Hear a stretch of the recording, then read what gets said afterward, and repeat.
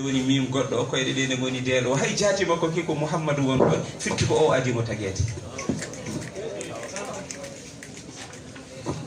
nden Allah tagimo tagui baba adama ha gasi eɗen jiɗi raɓɓiɗinade oya lumiére taccunoɗo ɗiɗo annoraji Allah resdimo baba adama caggal nde o tagui nene Hawwa e baba adama o nanni ɓe aljanna nde o nanni ɓe aljanna baba adama yiɗi memde nene Hawwa o nani ewnago ewnimo wimo ma ya adamu hatta tu addi maharaha he ma adama woppumo de woto memmo de ha totta tange makko de qala wa ma mahruha o wi o jaabi sawto o wi holko woni tange oɗo debbo o wi an tusalli ala rasulillahi 20 marra kono juulata e dow nelaɗo Allah o laabi hono nogas ko ɗum woni baba adama tengiri nene Hawwa Allah rokkimo e barke nelaɗo Allah sallallahu alayhi wa sallam o jibinani kanko nene Hawwa o jibinani baba adama deedi nogas reedu fof noon ko funeɓe waɗi ko ɓiɓɓe ɗiɗo woni ɓiɓɓe capanɗe nayyi nden ɓen timmi fof annora nelaɗo Allah o ene woni e tinde baba adama caggal muɗum o dañana ɓiɗɗo goɗɗo ɓiɗɗo o wiyete ko Siisu on ari ene teldi ko goto nde on sowa nde on fayi e sowede annora o eggi e baba adama naati e ranga nene Hawwa eggi e ranga nene Hawwa fati e ɓiɗɗo o ɗo wiyeteɗo Siisu woni kanko o funoda ko e annora nelaɗo Allah sallallahu alayhi wa sallam no Seydi El Hadji Malick Sy wini takriman lahu sabu teddinde annora nelaɗo Alhaji Malick nena wa ghayru sisin fama tatihi munfaridan هواء تكريم نور غير مقدم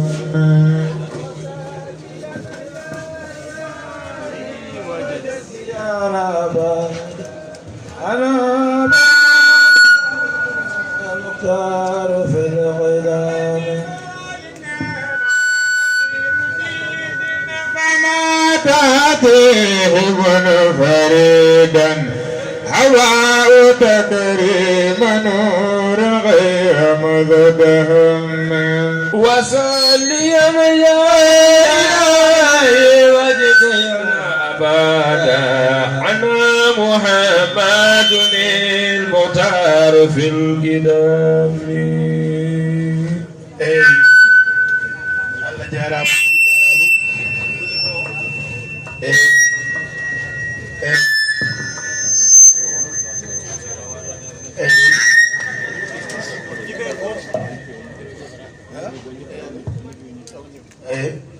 bandiraɓe almoɓe vraiment weeli kadi en beltanima ceerno Bocar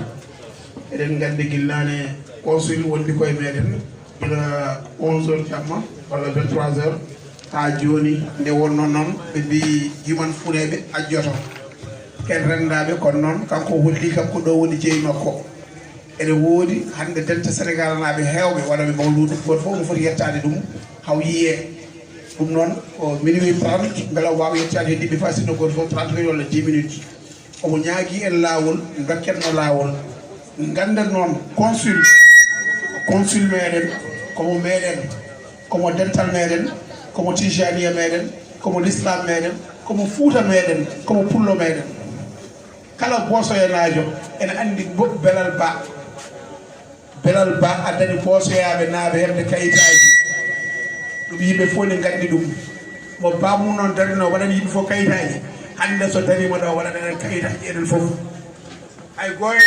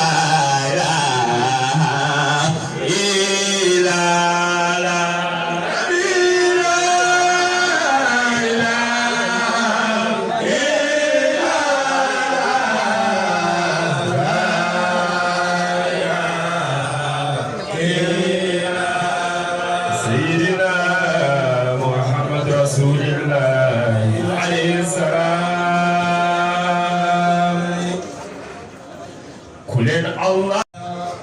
tabido elamu hawri jaba kulen Allah hone gahar tabido elamu hawri jaba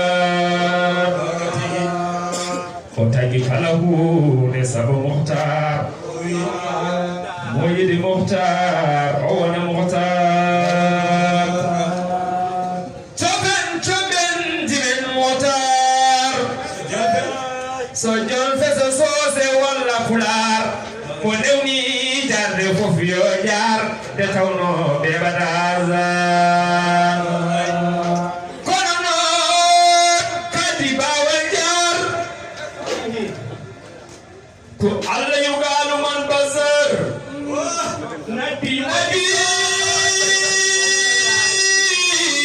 woniti da woni jambar nabi woni gando woni jamrai mo ani o andu ummatai bi gullari jawdina silamuddin jom kongol imamuddin woni kongol imamuddin jom kongol de Musa nyagiro jikol kongol ojombe Allah wala kongol o wiiti Allah ha gongol de tawno ko de mawta de Musa nyagino jikol ojombe Allah wala kongol o wiiti Allah ha gongol de tawno dum ko de mawta ko dara podo woni annabi sallallahu alaihi wasallam ni jure me mawlida ya rasulullah ko daro podo woni annabi ko Allah rahi muhimata bi ko nyaaki do damo fo mo jadi nabi woni tinde woni jama fati Allah la ilaha illallah ya Allah alhamdulillah jattan Allah katibawal yeti wadde juule idulado dangene dande webaadi joman yetima yatudama kala dete do wodani wana masabo wode maada ila lafti jilbani jendo ido wode jom yoje mawdurro anda wonte kol mako keli kumni bankani kisal yurmede idi tumidi urdi yowde dulado rewmi sunna Allah tilbani